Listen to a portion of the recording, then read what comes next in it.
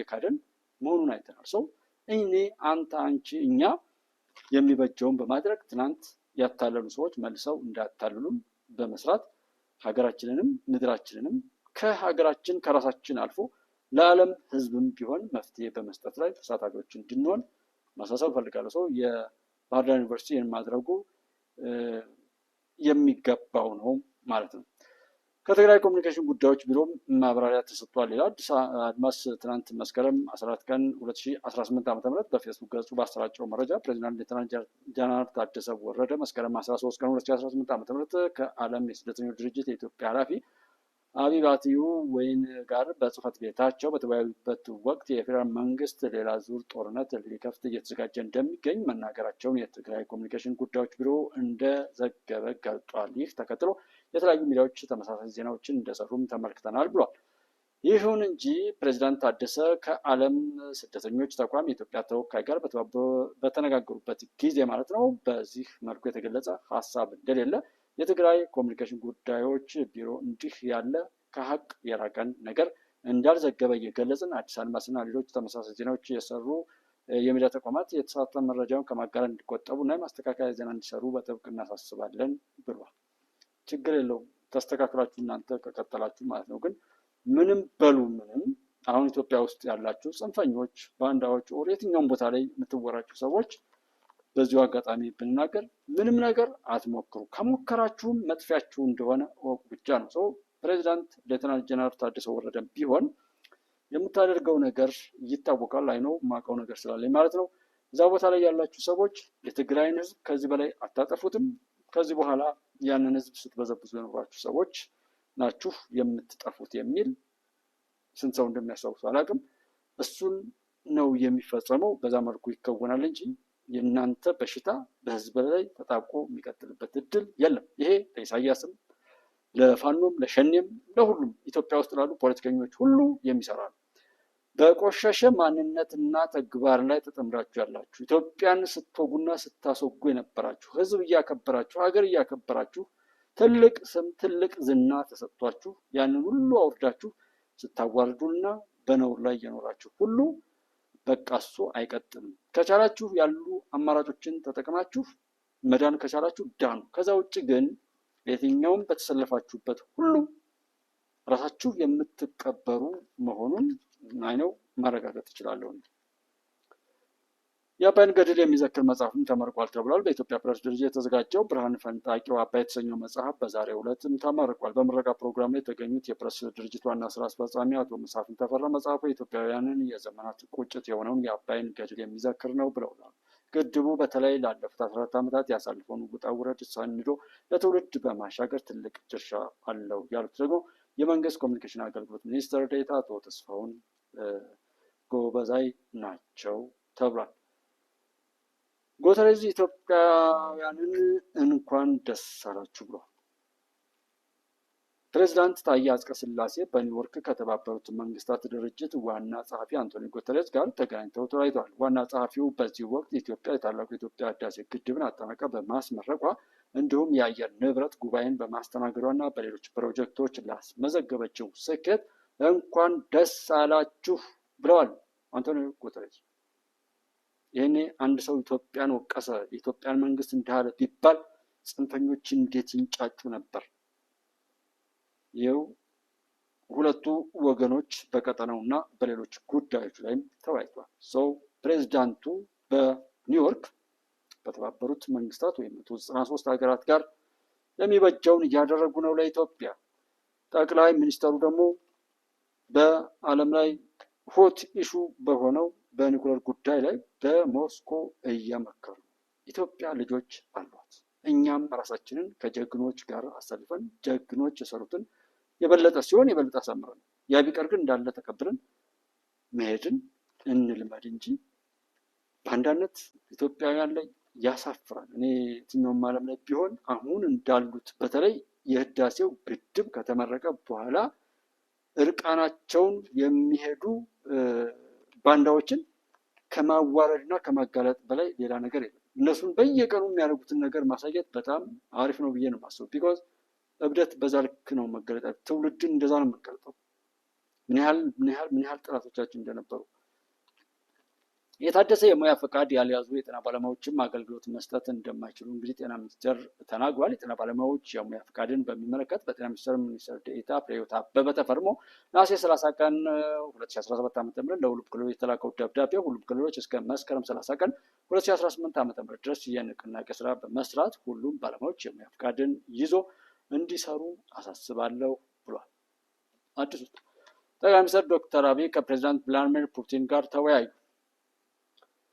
ጠቅላይ ሚኒስትር ዶክተር አብይ ከፕሬዚዳንት ቭላድሚር ፑቲን ጋር ተወያይተዋል። መሪዎቹ የኃይል ማመንጫ፣ የግብርና፣ የጤና ጥበቃ ልማትና የመከላከያ ትብብርን ጨምሮ ሰፊ ጉዳዮች ላይ መወያየታቸውን የጠቅላይ ሚኒስትር ጽሕፈት ቤት አስታውቋል። ውይይቱ ለማህበረሰብ አገልግሎት የሚውል ንጹህ ኃይል ምንጭ የሚሆን የጋራ የኒውክሌር ኃይል ማመንጫ የማልማት ስምምነቶችን ጨምሮ የጋራ ፍላጎት በሆኑ ጉዳዮች ላይ መካሄዱም ተወያይቷል። ያው ፊርማው ኦልሬዲ ተፈርሟል የሚል ነው ሰማነው ማለት ነው። ስለዚህ በጣም ብዙ ነገር አለ።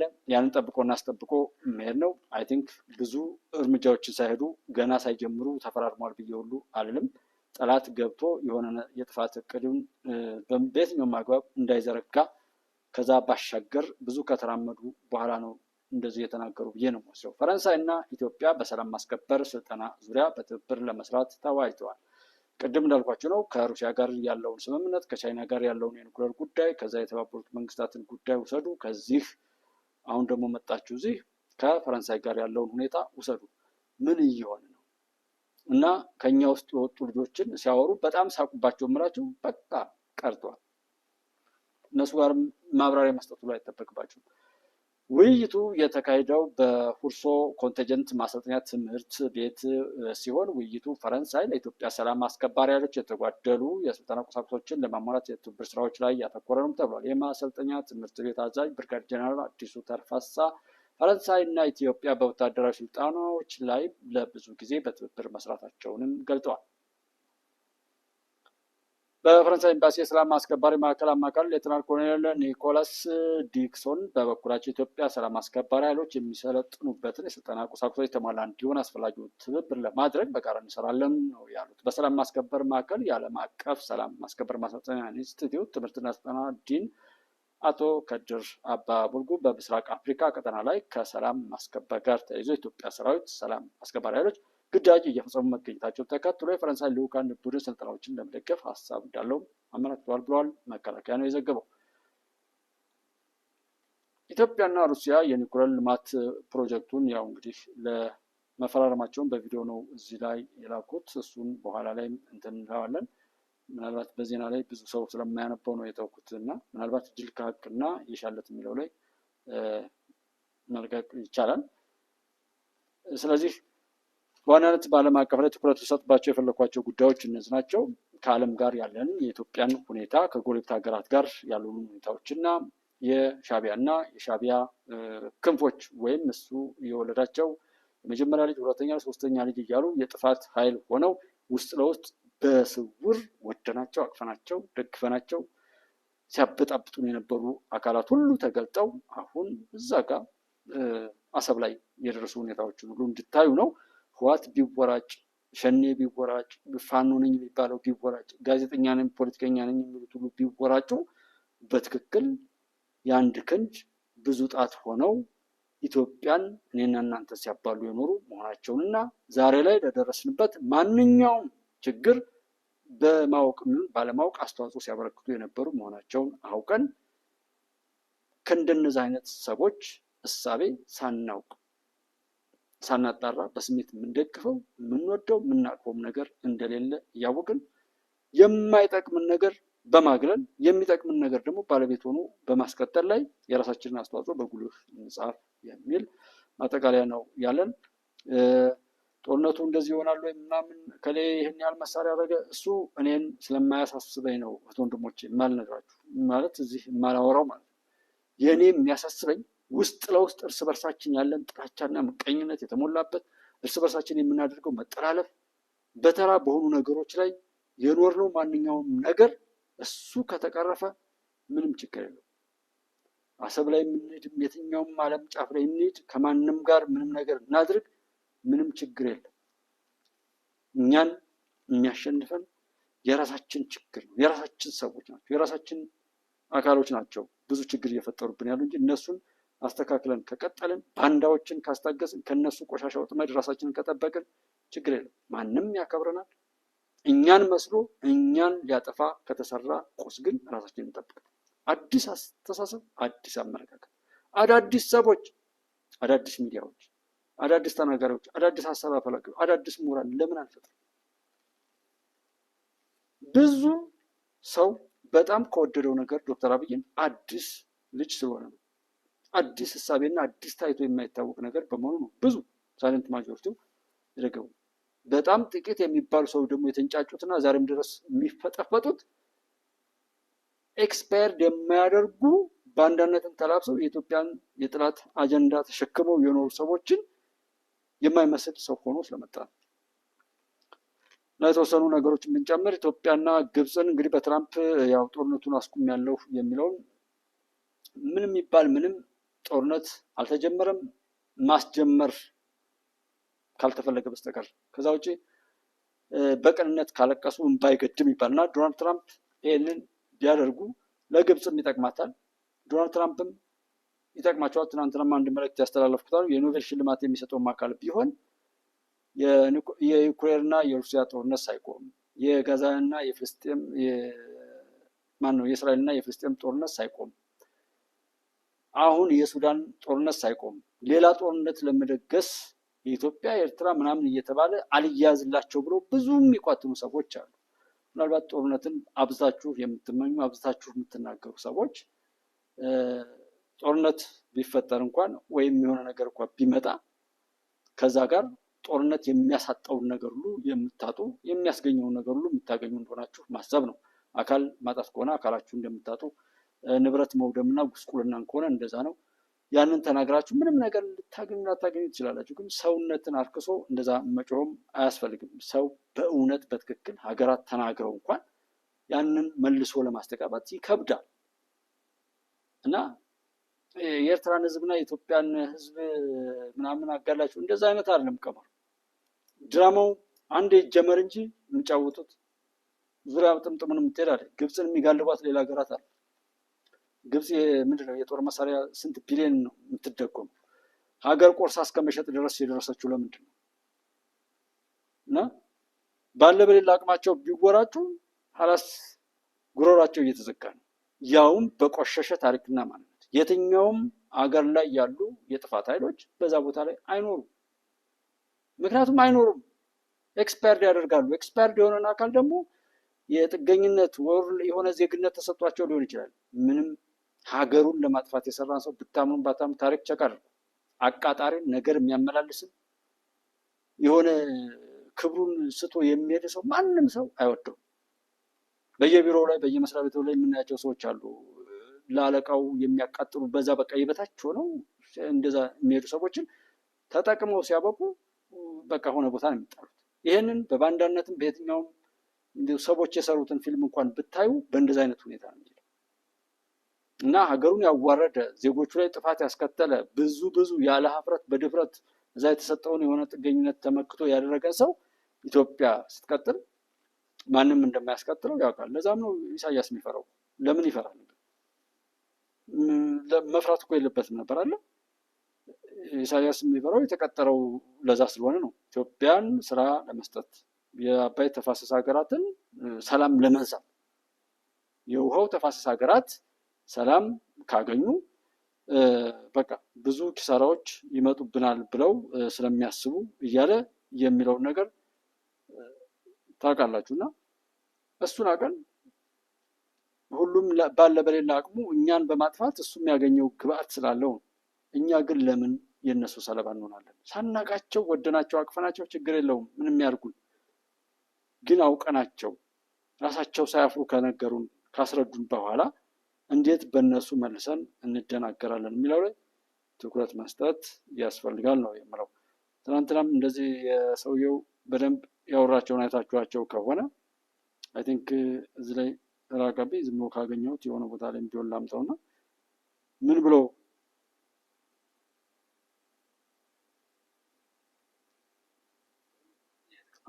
ለኢትዮጵያ ብቻ ስራ መስጠት በስራው የተገናኘ ነው። ለመሆኑ ጥላቶቻችን በዛሬው ርዕስ ላይ ያው አሁን ችግር ስላለ ጥላቶቻችን የተፈጠሩትና በሽታውን እየመጡ ሰውዬ አንተና እስኪ መስራት ፍቃድ ላለመማር ጥረት ሲያደርጉ እያየሁ ነው። የሚያሳስበኝ ሀሊማዬ በርታልን ወንድማችን፣ አይዞን ያሸነፍን ነው። እንኳን ለመስቀል በዓል አደረሰ። ሀሊማዬ በጣም ነው የማመሰግነው። አላህ ጀዛውን ይክፈል። ሁልጊዜ ማብራሽ ስላለች በጣም ነው የማመሰግነው። በጣም አሸንፈናል። ይሄ ቀን አይመጣም ብለው ስንት ሰዎች ምን ነገር እንዳደረጉ እያስታወስን ስናያቸው እና ዛሬም አልሞት ባይ ተጋዳይ የሚወራጩትን እኔም እዚህ ጋር ቪዲዮ ላይ የማሳያችሁ አሳስበውኝ ምናምን አይደለም፣ ግን ሰዎችን መለየት አለብን። ሰዎችን በእኛ የደረሰው ነገር ሌሎች ላይ ደርሶ ሳይሆን ከኛ ታሪክ ተምረው ያንን የሚመስሉ ሰዎችን አስቀድመው በመለየት የነሱ ሰለባው ነው። እስኪ አስቡ ሀሊማዬ፣ እዚህ ያላችሁት ወንድሞቼ፣ ለደረጃ ሀብተወልድ ገንዘብ አልረዳንም ወይ? እኔ እንኳን የሆነ በአማራ ክልል ላይ በነበረው ግጭት ላይ በራሴ ጎንደር ላይ ሆኜ የሆኑ ነገሮችን አደረግ ነበር። ለምሳሌ ኢሳት ላይ ሆናችሁ ዛሬ ድረስ ኤምኤስን አትረዱም ወይ? የምትረዱት ወንድሞች አላችሁ እና ያንን ትረዱ የነበረው የሚያወሩት ነገር በትክክል የሚፈታ መስሏችሁ ነው። እና እኔም የምጠላቸውና የማመረባቸው አሁንም በዛን ወቅት ላይ የእኛን ችግር ይፈታሉ ተብለን ያንን ነገር እየነገርናቸው እነሱ ግን መልሰው ለጥላት ተቀጥረው እየሰሩ እኛን ሲያዋርዱና ሲያባሉን መኖራቸውን ገለጡ። ሰው ዛሬም ያንን የሚመስል ሰው እንዳይፈጠር መስራት ላይ ግዴታችን እንደሆነ ሁሉ ነው እና አንዱ ቦታ ላይ ቢሳካላቸው ነው። ለምሳሌ ህዳሴ ግድቡ እንዳይጠናቀቅ ምን እንደተደረገ ታውቃላችሁ? ተሸጧል ብለው አውርተዋል። የብሪክስ ስኬት ምን ያላረከሱት ነገር አለ? ዛሬ ምንም ነገር ለነሱ በቃ በራሳቸው እይታ ውስጥ ነው ያሉ። እንደነዛ አይነት ሰዎች ለአንድ ቀንም ቢሆን እድሜያቸው ረዝሞ ሰዎችን ደግሞ ማደናገር የለባቸውም። ቢኮዝ የምንችለውን ያክል እናስረዳ። ማስረዳት እና መረዳት እንግዲህ የፈጣሪ ቢሆንም እኛ የምንችለውን በማድረግ ግን እንደነዚህ አይነት ቆሻሾችን ከምድራችንም ከዓለም ላይ ሁሉ መጠረግ አለባቸው። የትኛውም ሀገር ላይ እንደነዚህ አይነት በሀገሩ በህዝቡ ላይ ጠላት ሆኖ ተቀጥሮ ሳያፍር በዚህ ልክ ይሰራል ብዬ አላምንም። እንደዚህ አይነት ዜጋ አለ ሁሉ ብዬ አላውቅም። የፈረሱ ሀገራትን ነው ተምሳሌት የሚሰሩ።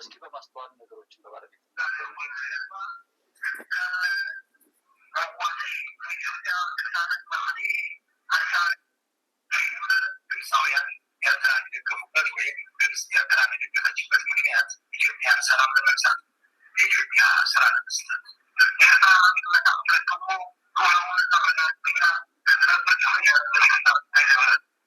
የኤርትራ ነፃ ሀገር ትሆናለች ሉዓላዊ ሆና በሰላም ትኖራለች ብለው አይደለም።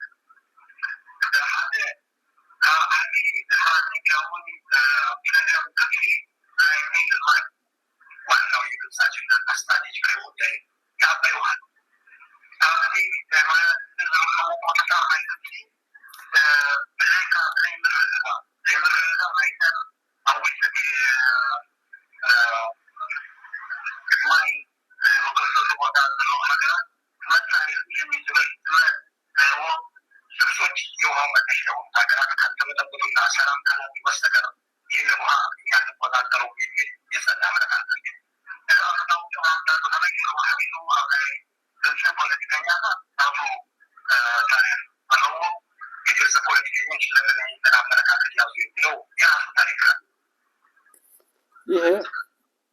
ይሄ ሰውዬ ይህንን ከተናገረ ሌላ ሰው አይደለም የሚነገረው፣ ራሱን የተናገረው ባለፈው ኡስታዝ ላይ በደንብ ተርጉሞልናል። ታዲያ ይህን ያክል ካወቅን ለምንድን ነው እዛ ቦታ ላይ ያሉ ሰዎች በቃ እንደ ጥላት ቆጥረን ከነሱ ወጥመድ ነፃ ለመውጣት የማንሰራው የሚል ማሳሰቢያ ነው። ዓላማውና ምኑ የሀገራትን እድገትና የህዝብን ደህንነት ለማስጠበቅ አይደለም። በባንዳነት ራስን ሸጦ የያዙትን ማንኛውም ነገር ለገዟቸው ሰዎች ማከራየትና የነውርን ህይወት በህዝብም ላይ በአካባቢውም ላይ ማኖር ነው። ጫጫታው የበዛውና በየቦታው ላይ የምትፈክሩ የምታቅራሩ ሰዎች አላችሁ።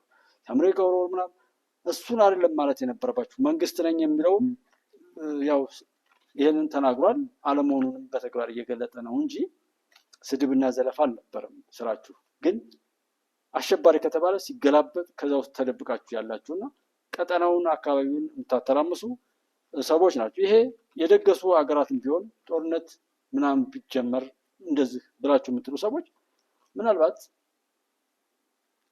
የመጀመሪያው ተጠቂ ግብፅ ልትሆን ትችላለች፣ ከዛ ሳውዲ ልትሆን ትችላለች፣ ከዛ ሌሎች። ባጭሩ ቀይ ባህር የሚባለው ነገር ይዘጋል ማለት ነው። ስዊዝ ካናል የሚባለው ነገር ይዘጋል ማለት ነው። ትንሽ ካወራን እና ከዛም ባለፈ ሌላ ታምሩ ሊፈጠር ይችላል። እስከዛ ማውራት ግን አስፈላጊ አይደለም። ይሄ ጦርነቱ የኢትዮጵያውያን እና የኤርትራውያን እንደዚህ እዛ ሻቢያ ይፎክራል፣ እዛ ፋኖ ይፈክራል፣ እዛ ሌላው እንደዚህ ይላል። የሁሉ መወራጨት ነው። ያንድ የጥፋት ኃይል ተቀጣሪና ነውረኛ ሆኖ ራስን መግለጥ እና ማረጋገጥ ነው። የሚያውቅ የሚሰማ የሚረዳና ያንን ማስታገስ የሚችል ሰው እንዲረዳው የሚያደርጉት ጩኸትና ቅዠት እንጂ ውጤት የሚያመጣ ሆኖ አይደለም። የፈለገው ታንክ የፈለገውን መሳሪያ ሁሉ የፈለገውን ሰብስቡ፣ ድሮን ተታጠቁ፣ የራሱን ናቂ የሰውን አፋቂ ምንም የለውም በሉ። የኢትዮጵያ መንግስት ችግር የለውም። እኔ በዛ በኩል አልሞግታችሁም፣ ምክንያቱም አውቀዋለሁ ምን እንደሚሆን። ያ ነገር አያስደስተኝም። በዛም በዚህ ጥፋት ይደርሳል። ማን ያሸንፋል ይታወቃል። ታውቁታላችሁ። ለዛ ነው 30 ጊዜ መግለጫ የምታወጡ። የኢትዮጵያ መንግስት አንድ ቦታ ላይ ጦርነት ፈልጋለሁ አለ። 5 ዓመት ሙሉ እየለመንኩ ነው። አሁንም እጄ ክፍት ነው። የህልውና ጉዳይ ነው። በየትኛውም አግባብ እንደራደር፣ እባካችሁ መፍትሄ ስጡኝ። እንደ ሀገር እንደ መንግስት ያለብኝን ችግር አብረን እንፍታ ነው ጥያቄ። ይህንን እየገለበጣችሁ የምታዩና ጦርነት የምትሉ ሰዎች ጤነኞች አይደላችሁ፣ በሽተኞች ናቸው። ጦርነት አንድ ቦታ ተገልጦ እንኳን እንትን ይባላል። ገልብጦ መንፋት፣ ያንን አይነት ገልብጦ ማውራት፣ ይህን የሚያወሩ ሰዎችን ብልግና፣ ነውር፣ ገዳይነትና የአውሬነት ወይም የደም ንግድ ላይ እየኖሩ መሆናቸውን በራሳቸው የሚመሰክሩበት እንጂ የኢትዮጵያ መንግስት አንድ ቦታ ላይ ማለት ኤርትራ ላይ ያለው የሻቢያ መንግስት ተራ በቃ ከአክቲቪስት ከተራ ሽፍታ የማይሻል መሆኑን ነው።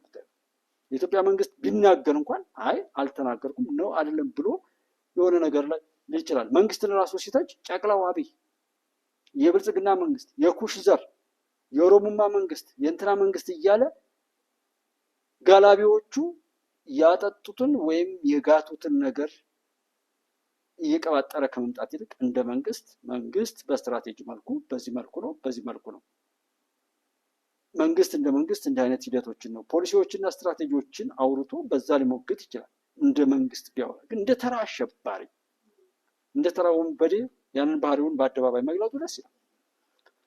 ራሱ ጥምዶ የፈጠረው ራሱ እንትን ያለው ምናምን ያልተገለጠ የለም። ያንን እያንዳንዱ ሰው በተረዳው ልክ ተገልጠዋል። እኔ ላብራራው ብልም ሊያንስ ሁሉ ስለሚችል ማለት ነው። ሰዎች በራሳቸው ከሚለውን ጊዜ በየቦታው እርቃናቸውን ቀርተዋል።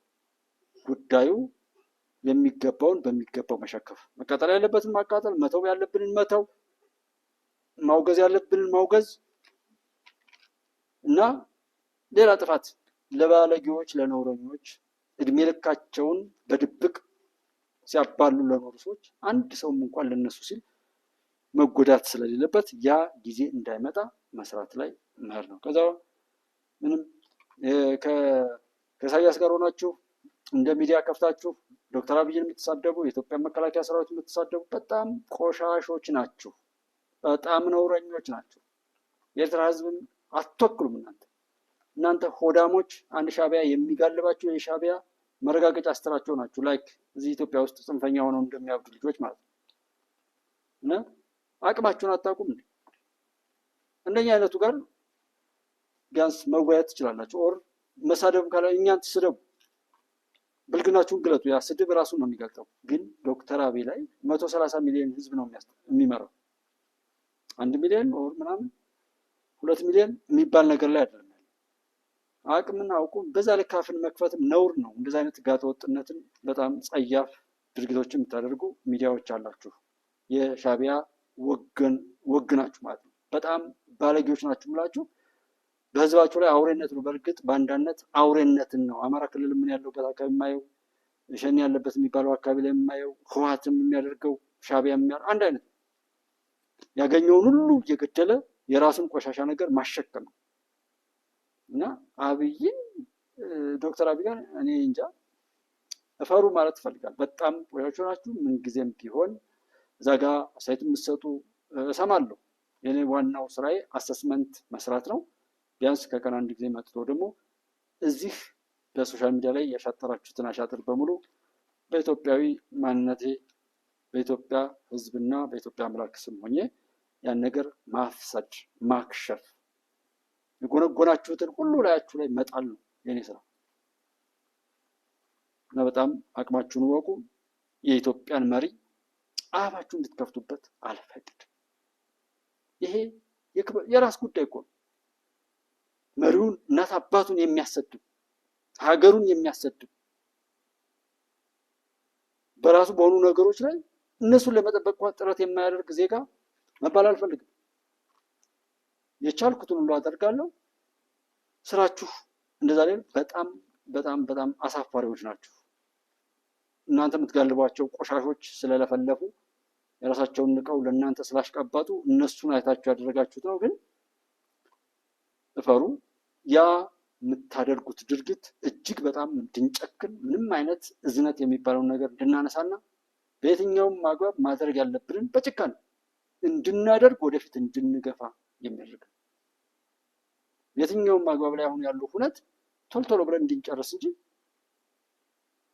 ቆም ማለት ፋታ መስጠት ሁሉ እንደሌለብን የሚያረጋግጡ ነገሮች ነው ያየነው። በዛ ይቀጥላል። ኢትዮጵያ ግብፅን እንግዲህ ያው አስቆምኩ ምናምን የሚባለውን እሳቸው እንደዛ ብለዋል።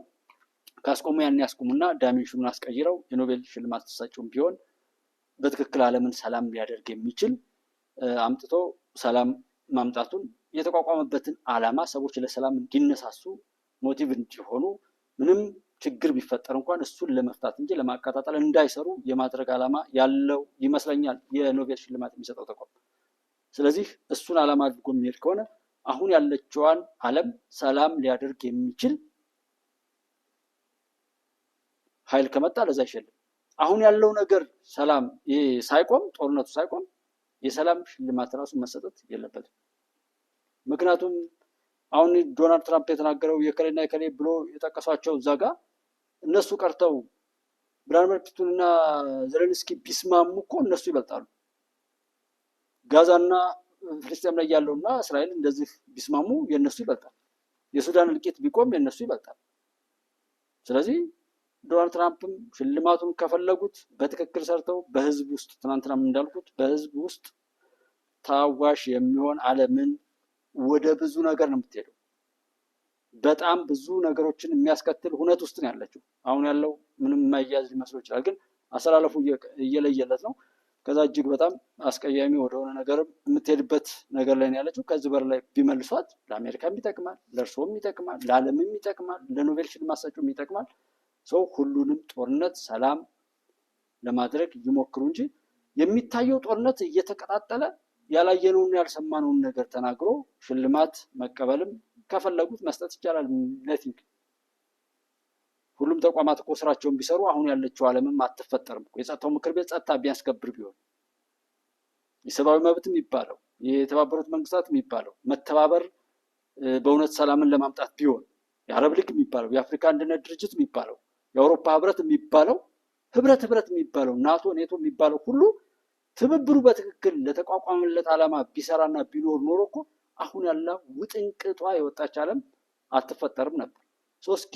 እስኪ ተቋማት ሁሉ ስራቸውን ይስሩና አሳዩ ተቋማት ሁሉ። ያለዛ ግን ከዚህ በኋላ ለእኔ ዲሞክራሲ ብታወራኝ አፌዝብሃለሁ። ስለተባበሩት መንግስታት ስለሆነ ኃይል ስለ ጸጥታው ምክር ቤት ስለሆነ ህግ ብታወራኝ በጣም ነው ማሾፍ። ለህፃናት መብት፣ ስለ ሴቶች መብት፣ ስለ ዲሞክራሲ፣ ስለ ምርጫ ስለሆነ ነገር ብታወራኝ ነቲንግ። ግልባጩን ያንን የሚያወራው ኃይል ባለጌነቱን፣ ክፉነቱን፣ ነውረኛነቱን ነው እንጂ የምረዳ ኮንቴክስቹዋሊ እዛ ጋር በሚወራውና በትርክት ላይ በተሞላው አይደለም አይደለም። አሸባሪዎችን ከማዋቀር ጀምሮ አሸባሪዎች አለመጥፋታቸው እኮ ራሱ ዓለም ላይ ያለ ሰው ማን አለ? የትኛው ነው ሀያል መንግስት? ሀያላና ጉልበታም ነኝ የሚሉ መንግስታት ጉልበታም ከሆኑ ለምንድን ነው አሸባሪዎች ያልጠፉት? ባለመጥፋታቸው ብቻ አሸባሪዎችን የፈጠሩና እንዳይጠፉ የሚጠብቋቸው እነሱ ናቸው የሚል መደምደሚያ ይሰጣል ማለት ነው። እርዳታ ሀገራትን ሲቀይር አላየን። በእርዳታ ራሱን የቻለ ሀገር አላየን። ሀገራት ሲፈርሱ እንጂ ሀገራት ሲሰሩ አላየን። ጸጥታ ሲደፈርስ እንጂ ጸጥታ ሲስተካከል አላየን። ፍትህ ሲዛባና ፍትህ ሲጎል፣ ዘረኝነት ሲሰፍን ኢትዮጵያን ማየት በቂ ነው። ሌላው ጋባን ኢትዮጵያ ውስጥ ያለው ይሄ ሁሉ ነገር የራሱን ሁሉ አስጥለው የነሱን ቆሻሻ ነገር አሸክመው እነሱ መጣው እስካልመሰከሩ ድረስ ፖለቲከኛው ምኑ ራሱን ክዶ የነሱን ቀራቅንቦ እየቃረመ የሚመጣ ስለሆነ ነው መፍትሄ የሌለው የሆነ እና ሁሉም ነገር ሲጠቅም ብቻ የሚቀጥል እንጂ እንዲሁ በተገኘበት እየተቃረመ የሚከድበት ሁኔታ አይቀጥልም ነው። ለዛ ነው ጠብደል ጳጳስ የሚመስሉ ሰዎች የሆኑ ጊዜ ታስታውሱ ከሆነ በራሴ ኃላፊነት ነው የምናገረው።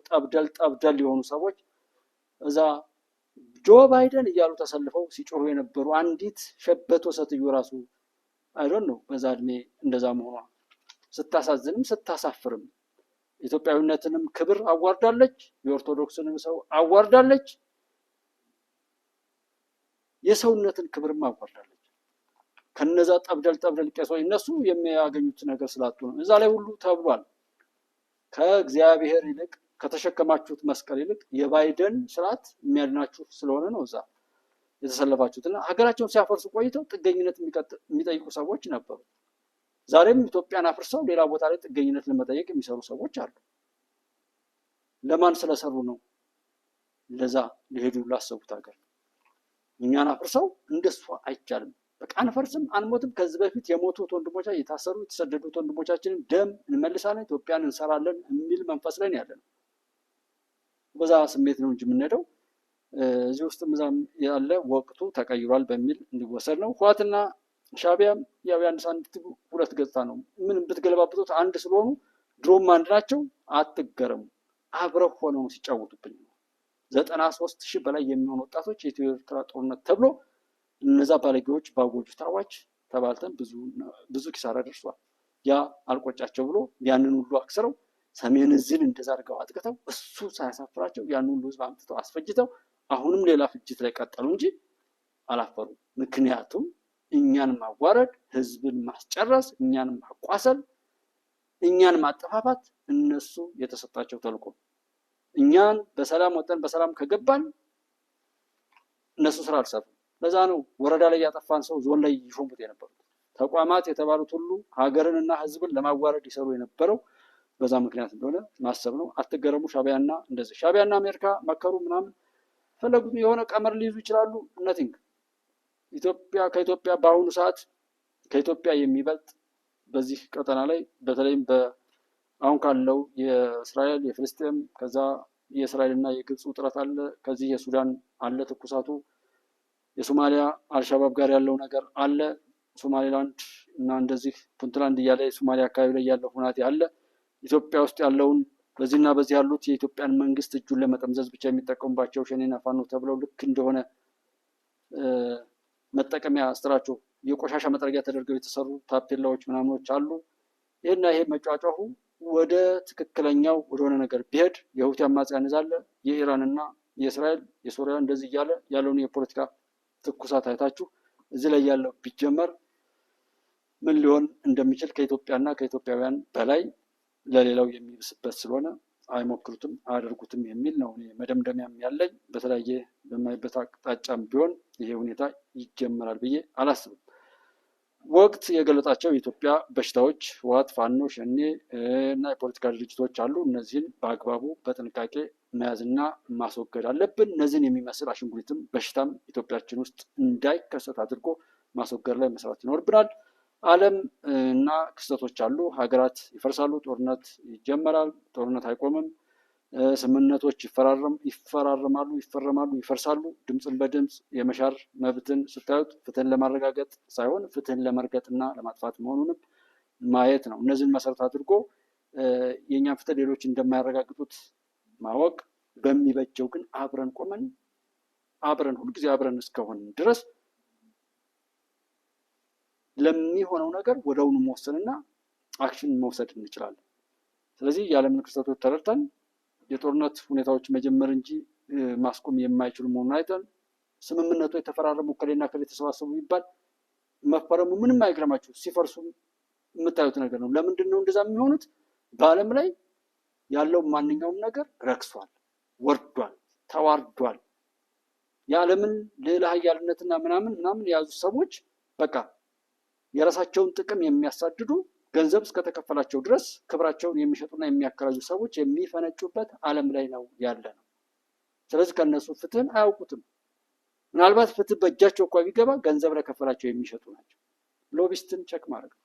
በዛ ሁኔታ ላይ ያ የማይሆን ከሆነ እኛ የሚበጀውን ማድረግ ላይ የእነሱን አማራጭ ተንተርሶ ያልሆነ ውሳኔ ላይ ማተኮር የለብንም። ከዛ ይልቅ ወንድሞቼ አብረን ከቆም ከተዋደድን እንደ ኢትዮጵያን መስራት ላይ በጣም ትኩረት መስጠትና ወደ ኢትዮጵያ ማየት አሁን ባለው በየትኛውም አግባብ ኢኮኖሚካል አድቫንቴጆችን ሁሉ ተጠቅሞ የራሳችሁን የባለቤትነት አቅም ሊያሳይ የሚችል ነገር በተለይ ውጭ ላይ ያላችሁት ወንድሞች ወደ ኢትዮጵያ ኢንቨስት ማድረግ ነው። ወደ ኢትዮጵያ ላይ ባለቤት ሆኖ መግባትን አበረታታለሁ። ከ4 ዓመት ምናምን በፊት ይመስለኛል በስልክ ሁሉ አወራ ስለነበረ ነው።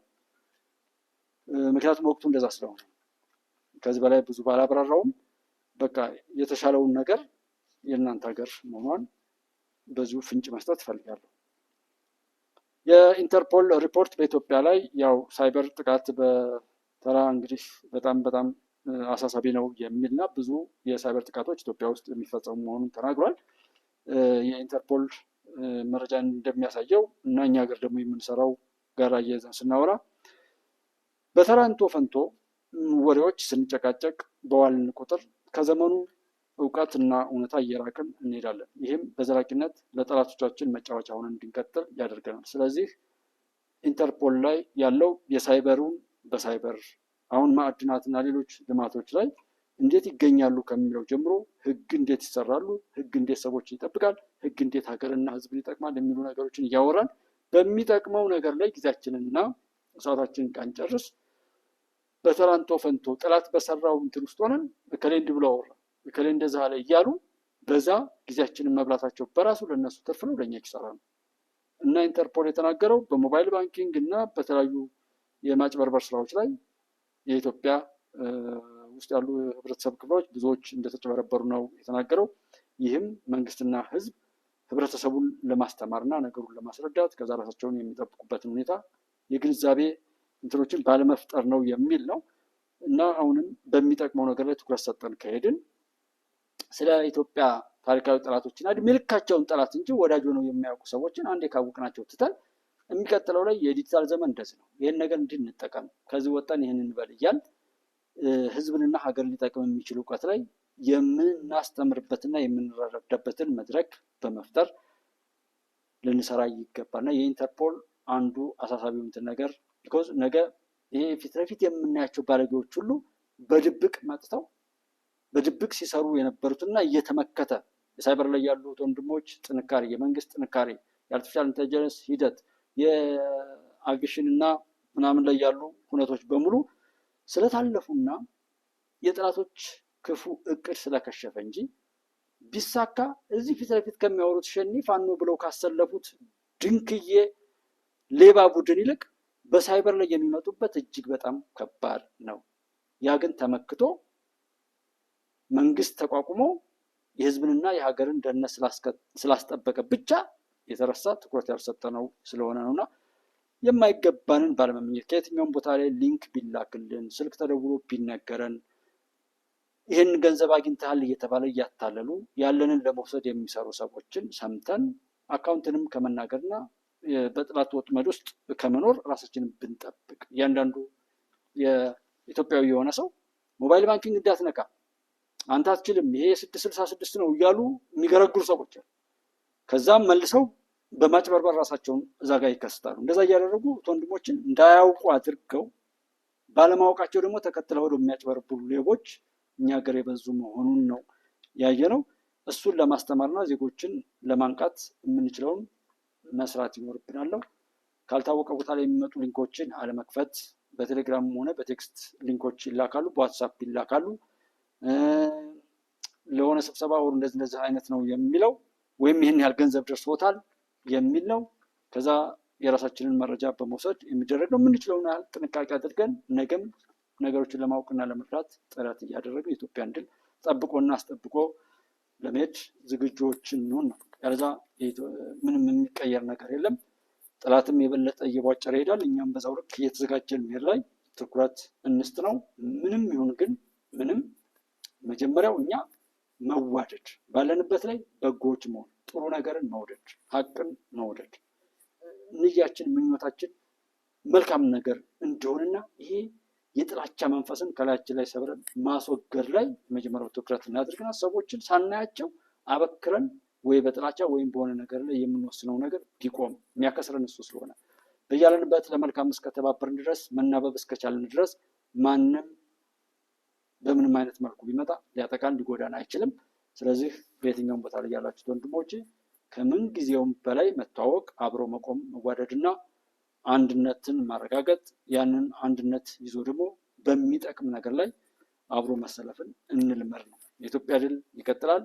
ግን እኛ የኢትዮጵያን ድል አስጠብቆ የሚሄድ አቅም ሳንገነባ እንዳንቀር የኢትዮጵያን አቅም አውቀን ከሱ ጋር የራሳችንን አቅም ደግሞ አጎልብተን ኢትዮጵያን ከፍ ከፍ እያደረግን ከዓለም ጋር አንዷ የምታኮራ ሀገር እንድትኖረን ለዛ የምንችለውን እናድርግ እላለሁ። አብራችሁ የነበራችሁት ወንድሞቼ በሙሉ በጣም ነው የማመሰግነው። አብራችሁ ስላላችሁ እጅግ አድርጌ አመሰግናለሁ። ፈጣሪ በያላችሁበት ይባርካችሁ። በጎ እቅዳችሁ ሁሉ የኢትዮጵያ አምላክ ከስኬት ያደርስላችሁ። የምትደክሙበት ብዙ እቅዶች ይኖሯችኋል። እነዛ መልካም እቅዶቻችሁ ሁሉ ከክፉ ነገር ተጠብቀው በኢትዮጵያዊ ማንነታችሁ ስኬት ላይ ደርሳችሁ አለፍነው ተሻገርነው እያላችሁ ያን ክፉ ዘመን የምንተርክበት ኢትዮጵያን አሻገርናት ብለን የምንኮራበትና አሻጋሪ ጀግኖች ወንድሞቻችንን አመስግነን ሌላ ጀግኖች እንዲፈጠሩ አድርገን ፈጣሪያችንን አመስግነን በሀገራችን ላይ በስኬት የምንጫወትበትና የምንሰራበትን ዘመን ያምጣልን። የትኛውም ዓለም ላይ የክፎች ዘመን ያብቃ። የመልካም ሰዎች ደግሞ ዘመን ይቀጥል። መልካም ሰዎችን ያብዛልን። መልካም ወሬ የምንሰማበት፣ መልካም የምንሰራበት፣ እንደዚህ አይነት አስተላለፋችን ሁሉ ተስተካክሎ ከዚህ ውጥንቅጡ ከወጣ ከሚያሳፍር ታሪክና ትርክት ጥፋትና መጠፋፋት የምንወጣበትን ዘመን እንግዲህ ፈጣሪ ያምጣልን ነው የምለው። ኢትዮጵያ ታበጽሕዋ በእግዚአብሔር። ኢትዮጵያ በድል ትቀጥላለች። አሰብን በቅርቡ ታገኛለች። ሁሉም ነገር በልኩ ይሆናል። አታስቡ። እኛ ብቻ ብርሃናዊ ታሪክ ለመጻፍ ቀዳሚዎች እንሁን። ደህና እደሩ።